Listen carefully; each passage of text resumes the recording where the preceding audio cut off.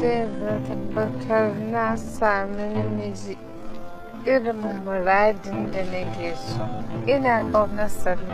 Na fahimci ba ni da wani gurbi a gidan madar saboda damban da na ga Samira da Zubaida suna yi a asibiti.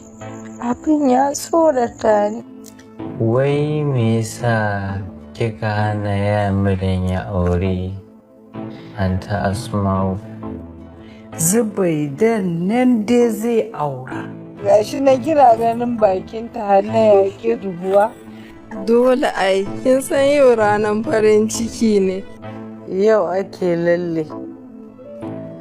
Magana zuwa ofis ku ajiye ta. Allah na gode maka.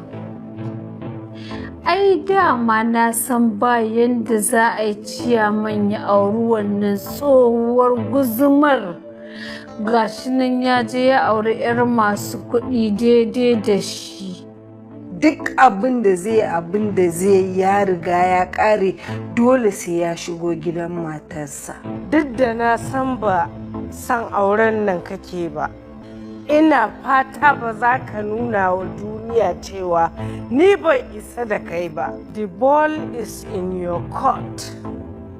Ka zaɓi umarnina ko na ka zaɓi da masifa da bala'i da jaza'i da katta'i sun tabbata a gidan kilami a ɗauko miki ruwan da bakai.